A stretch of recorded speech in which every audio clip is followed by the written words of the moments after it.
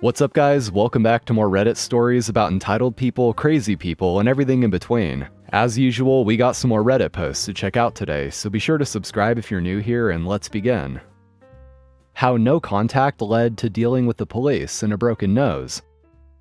My dear wife and I, who have been together 10 years and married 6, are both 34, and have been no contact with her wacko mother for 2 years now, but the extinction burst lasted almost a year.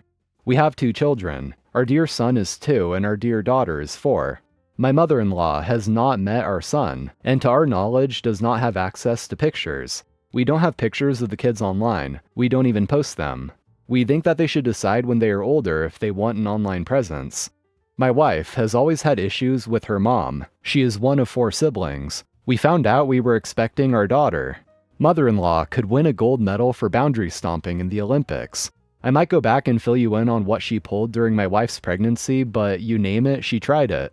She was absolutely obsessed with our daughter, including insisting that she be named after her. Spoiler alert, did not happen. Mother's Day, we took the kids to the local zoo, which has a playground and a merry-go-round.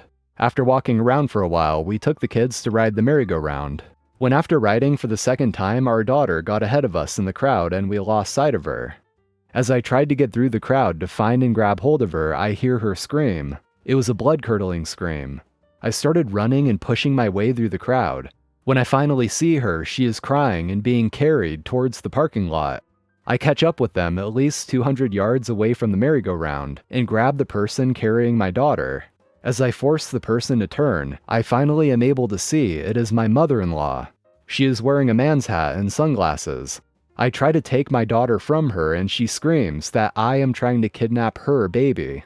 My daughter starts screaming and 2 guys in the crowd grab me and someone yells to call the police. Now that I have been grabbed, mother-in-law is trying to leave with my daughter. I am screaming to let my daughter go, that she is my child, when I get punched in the face. I manage to shake off the 2 guys holding on to me and run towards my mother-in-law. I get to her about the same time that security arrives. They stop her from leaving. My daughter is flipping out. I am detained. They make me sit on the ground against a tree with my legs crossed in front of me, and I'm bleeding.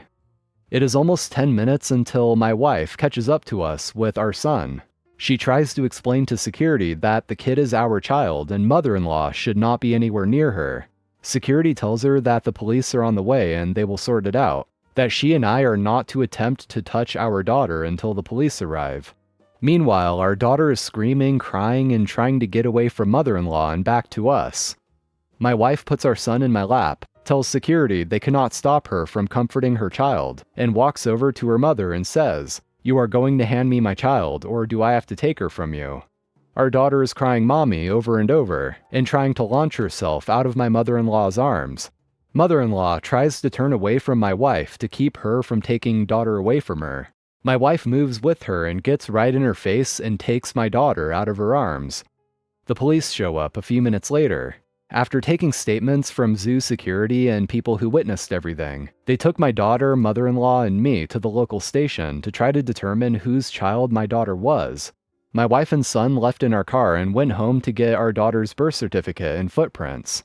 After almost 3 hours, we were able to prove to their satisfaction that our daughter was our child and were able to leave. My wife dropped me off at the emergency room while she took the kids home. At the hospital, I found that I had a broken nose, and that if it does not heal properly, I will require surgery. We found out later that evening that the police released my mother-in-law with no charges. They just wrote up the report and forwarded it to the district attorney's office to see if he will take action. And that brings us to a few updates after some time has passed. To clarify my original post, both I and my mother-in-law were detained. Once I caught up with her, there was no chance she would be able to leave. Due to all the confusion and people yelling, security just kept us all there. They made no attempt to remove my daughter from my mother-in-law, as she, my daughter, was already upset, and as they had no legal authority, they did not want to make it worse. When the police arrived on the scene, we were all claiming that our daughter belonged with us.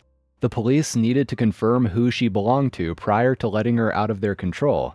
They stated that they knew she was ours based on how she was acting, but they had to exercise due diligence to ensure she had not been removed from our custody by the state. We were not and are not upset with the police. They handled a very difficult situation with compassion. I refused to press charges against the 2 men who restrained me, and the one of them that broke my nose.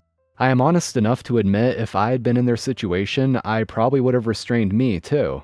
While I wish I had not been punched, I was actively trying to break away from them and screaming in their faces. I could not see them punished if I would have acted the same way. I understand, based on the comments, that some people disagree. Please understand I am not saying that what they did was okay. I said that I can understand it and I am at peace with my decision. We had a meeting with an assistant district attorney yesterday. He was a very nice man. He had reviewed the police reports, witness statements, and the videotape from the zoo. Based on the fact that she attempted to disguise herself, they have issued an arrest warrant and have requested a search warrant. The DA feels like most of you that she was stalking us, which just makes me sick that I did not notice and failed to protect my family. The current charges are attempted kidnapping, and after the search warrant is processed, the DA will determine if other charges are warranted. They are anticipating that she will be in custody by the end of the week. The DA also gave us the forms to fill out to request a restraining order, and gave us a copy of the charging documents which, in his words, are a slam dunk for a permanent restraining order for us and the kids. As we were getting up to leave, the DA told me he had spoken to the 2 men who restrained me. He told me that they would like the opportunity to apologize to me. He gave me their phone numbers, so if I want to speak to them, I can. My wife is still holding a grudge against them, but like I said above, I just can't. I called the man who punched me, and at his insistence, we are meeting for lunch tomorrow. I spoke to the second man this evening, and he apologized profusely. I told him that in my opinion, he owed me no apology. He thought he was protecting my child. I was able to reassure him that I hold no ill will against him, and he told me that he has volunteered to testify if needed. Update 2. In custody. About an hour ago, my wife received a call from her older brother. He wanted to know what the heck was going on as mother-in-law called asking him to bail her out. So yeah, she is locked up. My wife put him on speaker and asked him what she said. She lied her butt off and said she was arrested for a traffic warrant. He did not believe her and called a friend who works for the sheriff's department, who looked it up and saw the charges were attempted kidnapping, endangering a minor, and attempted assault. She is not even eligible for bail until she goes in front of a judge on Monday. My name and, quote, a minor child were on the charging documents, so he called us to find out exactly what happened. We explained what happened, and he got quite upset. Long story short, he is not bailing her out. He is also called for a family meeting at his house Sunday afternoon. He wants all 4 of the siblings to be on the same page regarding this. He does not want mother-in-law to be able to try to play them against each other. We are the only ones who are no contact with mother-in-law, but she seemed to have saved her bat crap crazy for us. Then again, we have the only granddaughter, and she does not care about grandsons. Luckily, none of my wife's siblings are flying monkeys. From the beginning, they respected our being no contact. I had a surprisingly nice lunch with the gentleman from the park who broke my nose. He was almost in tears, recounting when the police told him that mother-in-law had been attempting to kidnap my daughter. He was horrified that his actions could have led her to getting away. I assured him that I had no ill will towards him, and that I honestly think that his helping to restrain me led to the crowd and zoo security converging and keeping mother-in-law from getting away. He stated that he wanted to compensate me, and after some discussion, I agreed to let him reimburse me for any medical expenses not covered by my insurance. He was a really nice guy, and I was glad that I went to meet him. Update 3. Family dinner. When we left off, my awesome brother-in-law called a family dinner meeting to discuss my mother-in-law trying to kidnap my daughter. We fielded calls from all of my wife's siblings before we even made it to dinner, so by the time Sunday rolled around, everyone was up to speed, and mother-in-law was still in jail. All of my wife's siblings are firmly in our corner, and have refused to bail her out or help her retain a lawyer. The police executed the search warrant on my mother-in-law's apartment, and it was the hand that rocks the cradle scary. There were well over 100 pics of my daughter around. According to the DA, based on these, she was either stalking us or hired someone to follow us. She had an entire bedroom set up for our daughter, full of toys, and they found a copy of my daughter's birth certificate and applications for passports. The scariest thing was she had multiple printouts of death certificates, and she had apparently been trying to Photoshop me and my wife's names on them.